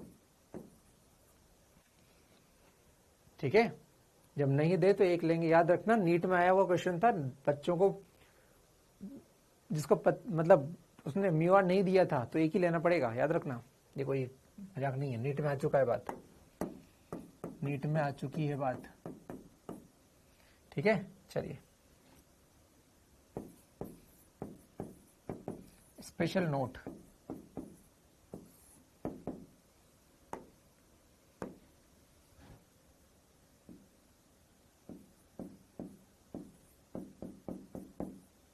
निर्वात में ईएमडब्ल्यू का जो वेग होता है सी, उसको बोलते हैं बच्चे 1/√μ0 एप्सिलॉन नॉट। एक्चुअली मैक्सवेल के समीकरण से ये आंसर आया था कि लाइट का वेग कितना होता है, ऐसा होता है। μ0 भी हमें पता है, एप्सिलॉन नॉट भी हमें पता है। इसको कैलकुलेट करने पर ही आंसर आता है 3 गुणा 10 की घात 8 मीटर पर सेकेंड। तो मैक्सवेल का ये काम था, ऐसा थोड़ी है कि 3 गुणा 10 की घात 8, मैक्सवेल के समीकरणों से आया है ना, उसमें एक पार्ट ऐसा बन जाता है। तो ये आ गया 3 गुणा 10 की घात 8। ठीक है, तो इसका फायदा ये होता है कि मात्रक और विमा अगर आपको पढ़ा दिया हो तो देखो इन दोनों की, अब दोनों सेम है तो दोनों की विमा सेम होगी। कभी कभी आईआईटी में 2-3 बार क्वेश्चन पूछ चुका है, √μ0 एप्सिलॉन नॉट की विमा क्या होगी? तो भैया ये विपरीत है, तो ये मीटर पर सेकंड, तो ये सेकंड पर मीटर हो जाएगा। या μ0 एप्सिलॉन नॉट की विमा, अब मैं अंदर घुसना नहीं चाहता, मुझे नहीं पता तुम्हें विमा कितनी आती है, लेकिन यहाँ से विमा और मात्रा का क्वेश्चन बनता है। तो याद रखना 1/√μ0 एप्सिलॉन नॉट की विमा क्या होती है, मात्रक विमा क्या होती है? मात्रक क्या है? मीटर पर सेकंड। तो m1/t1। तो मात्रक विमा के क्वेश्चन बनते हैं। तो ध्यान रखना, जब भी पढ़ लो या नहीं पढ़ा हो तो बाद में पढ़ोगे, जब भी मात्रक विमा का क्वेश्चन बन जाता है ध्यान रखना, मात्रक विमा का क्वेश्चन बनता है, इसके मात्रक कितना, विमा कितना है। ठीक है, चलिए ये इतना होता है। ये μ0 क्या है? निर्वात की विद्युतशीलता और चुंबकीयशीलता है ना, ये दोनों क्या है? ये दोनों है निर्वात की, निर्वात की चुंबकीय व वैद्युतशीलता, चुंबकीय व वैद्युतशीलता। निर्वात की चुंबकीय वैद्युतशीलता है बच्चों, आप जानते हो निर्वात की वैद्युतशीलता चुंबकीयशीलता क्या होती है, म्यू नॉट, और वैद्युतशीलता एप्सिलॉन नॉट। ठीक है, मैं अगर कहूं मैं आपको सिखाया भी है मैंने, एक पहला पॉइंट। दूसरा पॉइंट, म्यू व एप्सिलॉन, मैंने नॉट नहीं लिखा, मैं पूछता हूं कि म्यू व एप्सिलॉन क्या है, क्या है ये? अगर मैं ऐसा पूछूं आपसे, म्यू नॉट आप जानते हो, म्यू क्या है? मैं देखना चाहता हूं कितने लोग याद रखते हैं। म्यू क्या है? म्यू बता दिया, म्यू नॉट नहीं लिखा तो क्या मानोगे?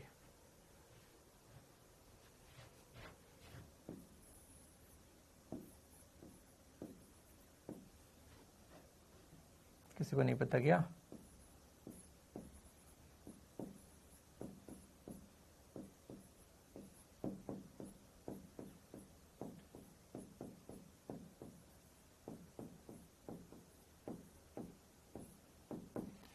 अरे मूर्खों, माध्यम की है, मीडियम की है। मतलब म्यू का मतलब क्या होता है? Mu naught into mu R. और एप्सिलॉन का मतलब क्या होता है? Epsilon naught into epsilon R. ये म्यू का मतलब होता है। जब भी म्यू दे तो समझना वो माध्यम की है, जब भी एप्सिलॉन दे समझ लो वो माध्यम की है। नॉट बोले तो निर्वात की है, नॉट बिंदी लगे तो निर्वात है, अदरवाइज निर्वात नहीं है। क्या समझ में आया? क्या बात चमकी तुम्हें? मीडियम की, हाँ मीडियम की, बिल्कुल सही बात है। बहुत ही बढ़िया, बहुत ही सुंदर। अब मैं आपको बताऊं ये सब क्यों मैंने बताया। बच्चों, माध्यम में EMW की स्पीड जो होती है वो दी जाती है V बराबर 1/√μ एप्सिलॉन। क्या ये बात हजम होती है तुम्हें? निर्वात में पूछते तो म्यू नॉट एप्सिलॉन नॉट, तो माध्यम में पूछेंगे तो म्यू एप्सिलॉन। निर्वात में पूछे तो निर्वात का म्यू, निर्वात का एप्सिलॉन। माध्यम में पूछे तो माध्यम का म्यू, माध्यम का एप्सिलॉन, जिसको म्यू और एप्सिलॉन बोलते हैं। आई होप ये बात क्लियर हो गई, डिफरेंस समझ में आ गया। माध्यम में पूछा तो नॉट मत लगाओ, और निर्वात में पूछा होता तो नॉट लगा देते।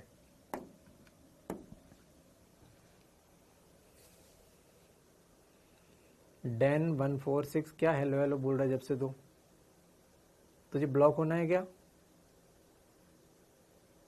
डैन 1467 YBZ, क्या तुझे ब्लॉक होना है परमानेंटली?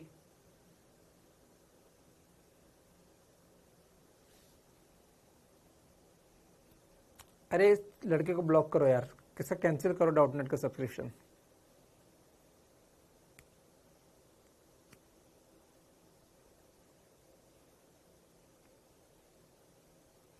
स्टूडेंट आईडी 3927, देखो इसको थोड़ा। चलिए, ये है इतना।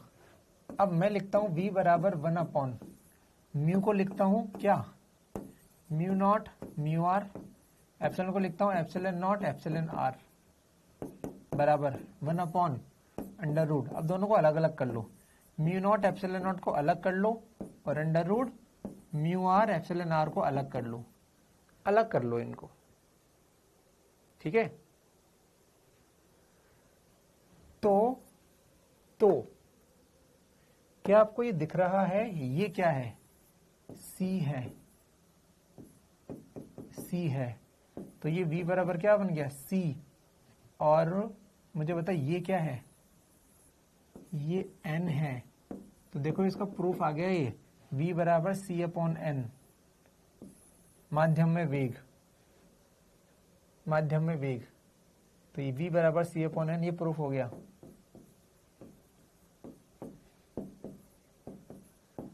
ठीक है, तो ये C/N प्रूफ किया अपन ने, और कुछ नहीं किया। आई होप ये बात चमकी है। देख लो एक बार ध्यान से, देख लो एक बार ध्यान से।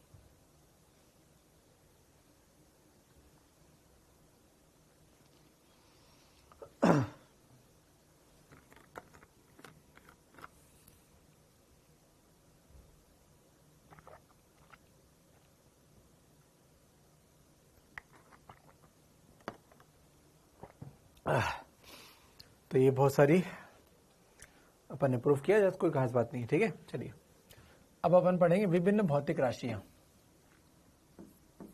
1 बाय 1 8 राशियां पढ़नी है, चैप्टर खत्म हो जाएगा। विभिन्न भौतिक राशियां। क्या राशियां हैं? पहला EMW का वेग। अरे तो पढ़ लिया, कोई बात नहीं, ध्यान से देखो।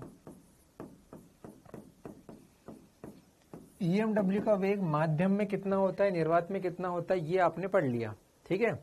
लेकिन अब हम बोल रहे हैं कि भैया हमारी EMW में एक खास बात होती है कि यार ये जो ऐसे चल रही है, इसमें ये है E0 अधिकतम मान E का, और यहां होता है ये B0 चुंबकीय क्षेत्र का अधिकतम मान, और ये E0। किसी ने कहा E0 और B0 के शब्द टर्म में आप आंसर दो, तो इसका जो वेग होता है बच्चों B बराबर, वो होता है E/B। क्या होता है? E/B। मतलब इसको और क्या बोल सकते हैं? इसको बोलते हैं या तो आप E0 लिखो तो यहाँ पे B0 लिखो, तो ये V होता है, या फिर आप V बराबर E को लिखो ERMS और इसको लिखो BRMS, ठीक है। और निर्वात में तो आप जानते ही हो, निर्वात में V बराबर क्या होता है? C बराबर 3 × 10⁸। ये बहुत बार काम आता है अपने, ये बहुत बार काम आता है। मैं आपको क्वेश्चन भी बता दूं, नीट में आया हुआ क्वेश्चन है। एक क्वेश्चन है PYQ में कि EMW में विद्युत क्षेत्र का शिखर मान 1.5 × 10⁶ है, तो BRMS बताओ। ये क्वेश्चन आया हुआ है, मतलब इस तरह का आया हुआ है, एग्जैक्टली तो नहीं है। तो BRMS बताओ। ध्यान देखते रहे बच्चों, काम की यहां तक बातें। तो आपको क्या करना था, इस क्वेश्चन को चलो करके बताओ, करके बताओ। मैं क्या बताऊं हर बार।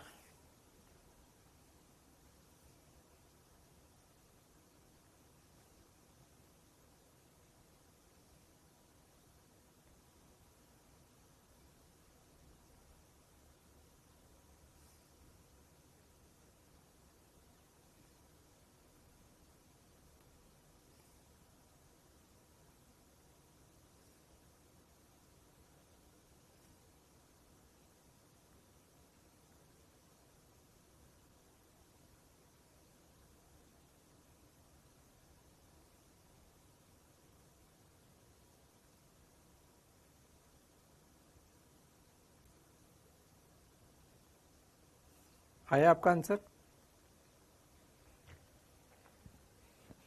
तो बच्चों आपको क्या करना था, आपको पता है V बराबर C बराबर, अब शिखर मान दे रखा है, कोई दिक्कत नहीं है, आप तो लिखो E0/B0। इससे आप निकाल लो B0 बराबर E0/C बराबर, E0 कितना है? 1.5 × 10⁶, और C होता है 3 × 10⁸। ये कटा 2 बार और ये बना 1/200। अब आपको पता है BRMS क्या होता है? नेक्स्ट पेज पे लिख दूं मैं। BRMS बराबर, अरे B0/√2 होता है ना भैया, बस खत्म। 1/100√2 आंसर हो जाएगा। 100 की 200, 200 1/200 √2। क्या ऐसे टाइम पास क्वेश्चन कर लोगे? क्या ऐसे टाइम पास क्वेश्चन कर लोगे?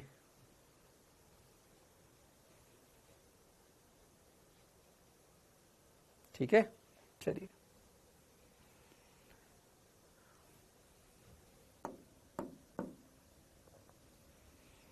ठीक है, ये कट गया यहाँ से 200, इससे 2 बार कट गया। आई होप आ गया आंसर। चलिए, बहुत ही बढ़िया। तो आई होप ये सब क्वेश्चन हो जाएंगे। अब एक बार देख लो इसको, देख लो इसको।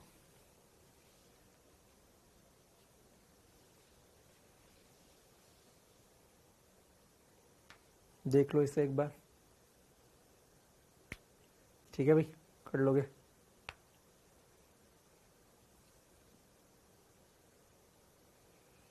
चलिए,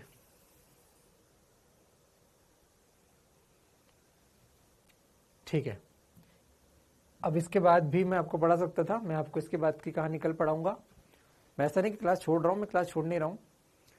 जो अभी तक पढ़ाया मैंने उस चीज़ को अच्छे से पढ़ के आना, समझ के आना, लिख लिख के याद करके आना। तो इसके बाद जो पढ़ाऊंगा, हाँ स्पेक्ट्रम इसमें आएगा, तो उसमें जो पढ़ाऊंगा उसमें आपको ज़्यादा मज़ा आएगा।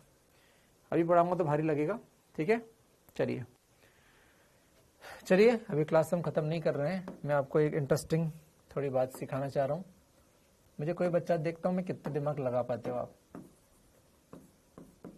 कोई बच्चा कितना दिमाग लगा पाते हो? एसी अभी अभी पढ़ा है अपन ने। अच्छा बच्चों, मैं आपको कहूंगा एसी, एसी जो चैप्टर है, मैंने इस बार एसी चैप्टर में का वन शॉट जो बनाया है मैंने कंप्लीट कर दिया वन शॉट। एसी का वन शॉट में मैंने आपको बहुत ज्यादा टफ चीज नहीं पढ़ाई। मैंने इस बार जो वन शॉट बनाया है वो आपके, मतलब वो मैं बोल सकता हूँ कि हर बच्चा उसको देख सकता है। उसमें मैंने बहुत ज़्यादा टफ चीज़ नहीं पढ़ाई। मैक्सिमम चीज़ें मैंने आपके नीट लेवल की रखी। मैं ज़्यादा तो कर सकता था उसमें, लेकिन मैं नहीं किया। आपके नीट लेवल की ही रखी है मैंने। ठीक है, तो उसको देखने से, उसको देखकर आपको जो अब मैंने पढ़ाया है उसी में आपको हल्का, वैसी बात है थोड़ा बहुत तो एक्स्ट्रा आपको मिलेगा, बहुत ज़्यादा नहीं मिलेगा। मैंने सोचा थोड़ा पैटर्न चेंज करके देखते हैं, तो मैंने उसमें आपको बहुत ज़्यादा इधर उधर का नहीं पढ़ाया। उसमें मैंने आपको नीट के लायक ही पढ़ाया है, बस थोड़ा सा ऊपर भी पढ़ाया है, वो तो पढ़ाऊंगा इसी। तो आप उसको देखना जरूर, एसी का वन शॉट, तो आपको अच्छा रिवीजन होगा और आपके काम आएगा। ठीक है, तो आई होप आपको बात समझ में आ गई है। ठीक है, तो उसको आप देखिएगा। उसमें मैंने इस बार सोचा कि चलो ठीक है नीट टाइप का ही डालता है ना, लेकिन ऑब्वियस सी बात है कि मैं बिल्कुल हल्का तो पढ़ा नहीं सकता उसमें, तो हल्का फुल्का। अच्छा, मैंने जो डाला है वो ऐसा है कि हो सकता है वो आ जाए एग्जाम में। जो मैंने थोड़ा बहुत तो उसमें टफ दिया है, तो मैंने बहुत, मतलब नीट के हिसाब से टफ दिया है मैंने, तो हो सकता है वो एज इट इज आ जाए। आपको कुछ एक्स्ट्रा मिलेगा, ये तो आप हमेशा समझ के चलो। मैं कुछ दे रहा हूँ मतलब उसमें एक्स्ट्रा तो मिलना ही मिलना है। ठीक है ना, तो बहुत ज़्यादा ऐसा नहीं मत सोचना कि सब इरिलेवेंट है, रिलेवेंट ही है। नीट वाले में, इसमें एसी वाले में, ईएमआई वगैरह में तो आपको बहुत कुछ नई चीज़ मिलेगी, बहुत कुछ जो हो सकता है आपके काम की भी ना हो, लेकिन है ना, कहीं वही बात होती है कि यार मैं बहुत सारा पढ़ा के बोलता हूँ देखो ये इतना पार्ट काम का है या आपके आप आ सकता है, लेकिन मेरा आपको पता है तरीका क्या है, बस आपको दिमाग को डेवलप करने के लिए। ठीक है, बाकी ये नीट, क्योंकि ये से क्या अभी जब पढ़ ही रहे थे अपन, तो मैंने जब वन शॉट पहले ही बना दिया तो सोचा कि चलो ठीक है इसमें अपन उतना ही करते हैं जितना पढ़ाया है। मैं आपको कुछ पूछना चाहूंगा आपका, क्योंकि मैंने वो खत्म किया तो मेरे दिमाग में कुछ बात चल रही है। ठीक है,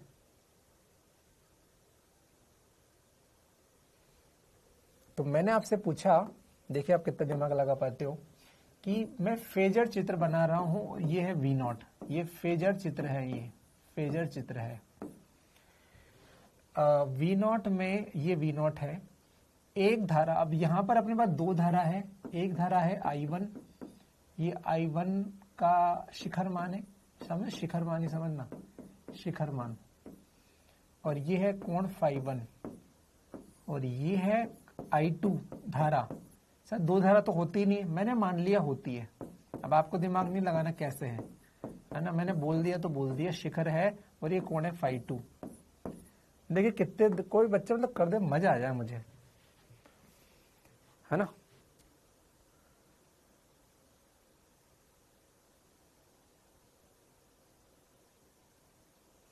हाँ, दीक्षा पांडे, आपकी ग्रोथ आपको मुबारक हो। मुझे क्या बताना है वो मैं बताता हूँ, है ना। मुझे क्या बताना है ये मैं आपसे पूछ के नहीं बताऊंगा, है ना। क्योंकि यहाँ पे कुछ लोग तो ऐसे हैं जिनको 12th का भी नहीं आता, तो क्या ही नीट लेवल का और क्या ही उस लेवल का। ठीक है, तो ज्ञान आप ना दे तो अच्छा है कि आप ये करते और आप वो करते। देखो मैं तो नहीं बोलता आप कुछ देखो मत देखो, मुझे क्या फर्क पड़ रहा है। आप कुछ मत देखो मेरे लेक्चर्स, कोई फर्क नहीं पड़ रहा, मुझे कोई व्यूज नहीं बढ़ाने, है ना। मेरा एम ये नहीं है कि मेरे वन शॉट दूंगा तो व्यूज बढ़ेंगे। मेरा एम है मेरे बच्चे के दिमाग डेवलप करना, तो मुझे पता है कैसे करना है। मैं नहीं बोल रहा आपसे आप देखो मत देखो, आप तो ये भी मत देखो, मैं तो बोल दीक्षा पांडे आप तो ये भी मत देखो, मुझे फर्क नहीं पड़ेगा। ठीक है, आप मत देखें, आप ना देखें, आप कुछ ना देखें। मैं तो बोलता हूँ लेक्चर भी ना देखें आप, बस मेरे पीपीटी जब मिल जाते हैं तो पीपीटी से इच्छा हो तो देख लिया करो, मुझे फर्क नहीं पड़ेगा।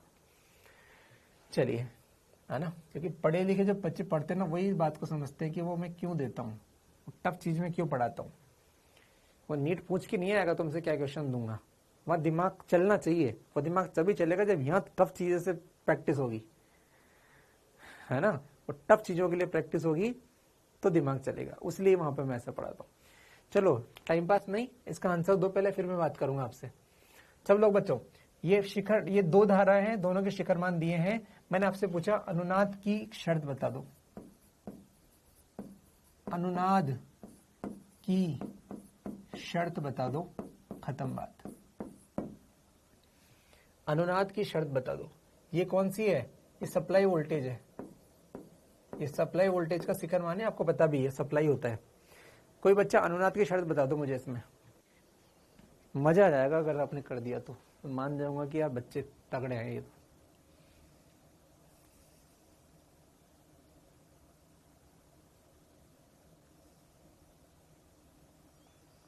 मैं आपको 1 मिनट का टाइम दे रहा हूं। लॉजिकल क्वेश्चन है ये, बस मैंने बनाया है, कहीं नहीं है क्वेश्चन। ये क्वेश्चन कहीं नहीं, किसी बुक में नहीं, कहीं कुछ दुनिया में नहीं है, लेकिन कॉन्सेप्ट है इसमें बढ़िया। अगर आप दिमाग लगाओगे तो आंसर दे पाओगे।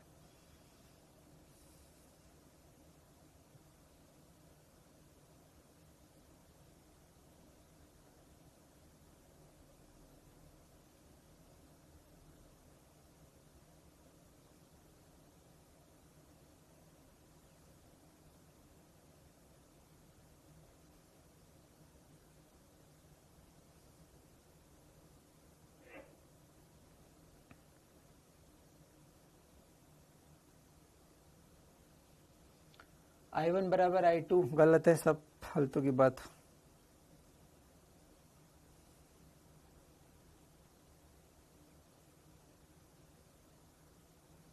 गलत है। I1 बराबर I2 cos फाई, मैंने फाई 1 फाई 2 दे रखा है। फाई 1 बराबर फाई 2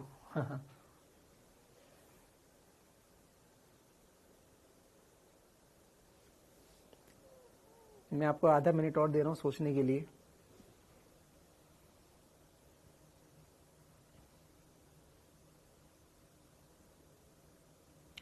यश राठौर, आंसर का कारण बताओ।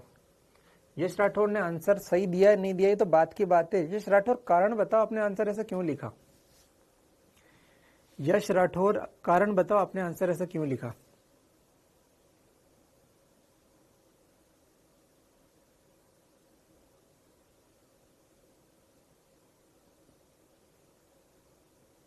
सबसे इंटरेस्टिंग आंसर मुझे यश का लगा। कारण क्या है यश, ठीक है, तुक्के मारने में भी तुम एक्सपर्ट हो। यश कारण बताओ अपने आंसर का। यश राठौर बहुत करीब है, या तो सही है या करीब है, तो बाद में देखूंगा। यश राठौर कारण बताओ मुझे, क्यों ऐसा लिखा आपने। साद मलिक, कारण बताओ।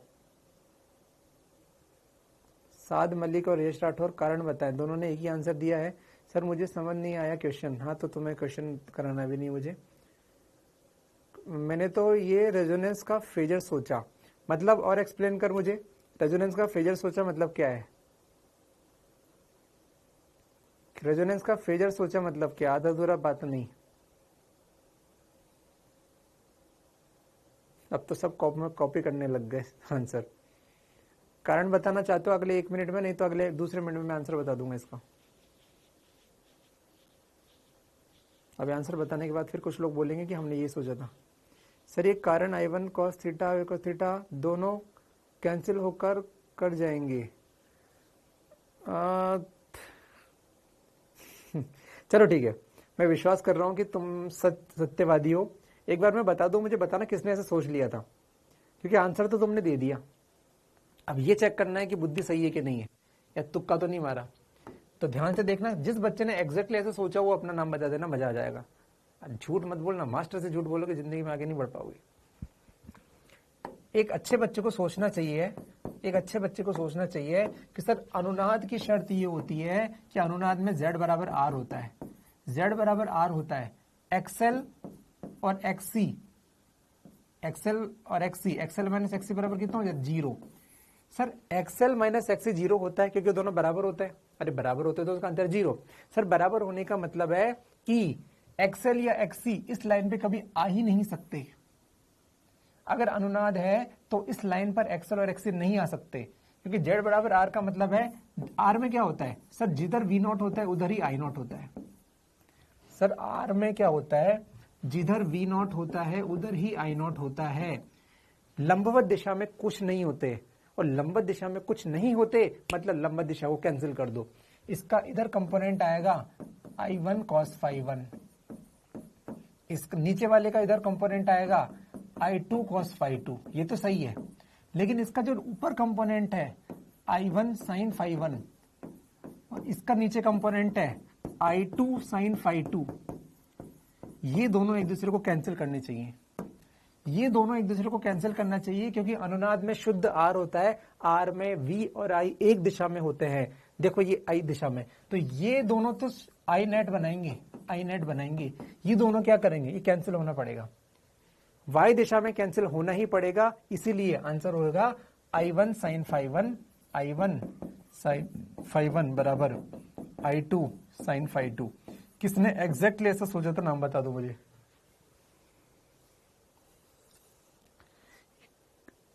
खून में ईमानदारी रखना, किसने ऐसे ही सोचा था।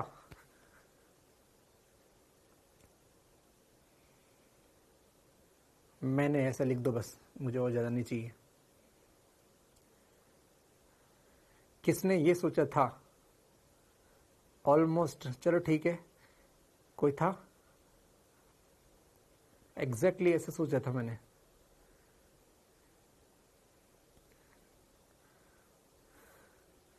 मैंने, यश राठौर, वेरी गुड। उस लड़की को मैं जवाब दूंगा। देखो यश राठौर, ऐसे बच्चे देखो कितना बढ़िया सोचा उसने, मतलब आईआईटी का बच्चा भी है ना एक बार में घूम जाएगा इस क्वेश्चन को देखकर कि ये क्या था क्वेश्चन, ये क्या था, अनुनाद कहां से आ गया। मतलब जिस बच्चे ने डीप में कॉन्सेप्ट को समझा है, तो यही बस यही है। जब ऐसे बच्चे होते हैं ना, इसलिए मुझे मोटिवेशन मिलता है कि तुम्हारे दिमाग को मैं और बढ़ाऊं, इसलिए मैं वन शॉट में तुम्हारे लायक चीजें देता हूँ। वो नीड में नहीं आएगी मुझे पता है, लेकिन तुम्हारा दिमाग खुलेगा, और जब तुम ऐसे क्वेश्चन को कर लोगे तो तुम्हें एक अलग ही फेज में चले जाओगे, दिमाग खोल दोगे। खोलने का ये है बस। जितने लोगों ने सोचा था, बहुत अपने आप को शाबाशी दे, बहुत बढ़िया काम किया तुमने। अच्छे अच्छे लोग नहीं कर पाएंगे, ठीक है। चलो ठीक है, मतलब मेरा एक्स्ट्रा चीजें पढ़ाना सफल है ना। मेरा ऐसा एक्स्ट्रा चीजें पढ़ाना मतलब वो सफल है। सिद्धू पाजी समझा ना सका, ओके सिद्धू पाजी एक अच्छा बच्चा है, मान रहा हूं मैं तेरा, बहुत बढ़िया बेटा, बहुत बढ़िया। तो देखो ऐसे बच्चे भी हैं पांडे जी हमारे पास, जो ऐसा भी कर सकते हैं, है ना, जो ऐसा भी कर सकते हैं, तो बहुत सुंदर बात है ये।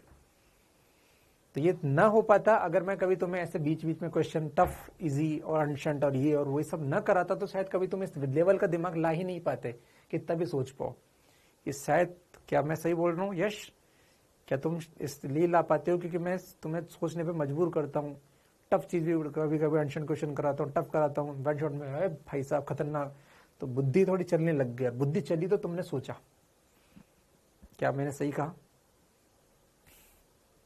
मुझे व्यूज नहीं चाहिए, मुझे ऐसा 1-2 बच्चे चाहिए ऐसे बस, ऐसा कर पाए, मजा आ जाएगा। सबका सिलेक्शन हो, मैं तो चाहता हूँ उसमें से एक उससे तो अच्छा किसी एक बच्चे के फर्स्ट रैंक आ जाए, मजा आ जाए मुझे। हाँ बिल्कुल, ये प्रांजल ने सही कहा, मैं सिलेक्शन के पीछे नहीं हूँ, मैं नॉलेज के पीछे, बिल्कुल सही बात है ना। मैं सिलेक्शन के पीछे नहीं हूँ, मैं नॉलेज के पीछे हूँ। मैं नॉलेज बढ़े, मेरे पढ़ाई से एक बच्चे की दिमाग चला। हाँ देखो, यश राठौर ने कहा सर पहले कभी नहीं चला, लेकिन आपको, ओके थैंक यू यश, ठीक है, ये मेरा काम है। एक बच्चा मेरे पढ़ाया हुआ फर्स्ट रैंक लिया है नीट या आईआईटी टॉपर बन जाए, मैं खुश हूँ। चलिए ठीक है, मेरा काम है आपके दिमाग को बढ़ाना, ये मैं करता रहूंगा। चलिए चलिए, bye bye bye bye bye bye, खुश रहें, आपको अच्छा लगा होगा, ठीक है। चलिए ठीक है, बाय बाय, मस्त रहें, खुश रहें, बाय बाय।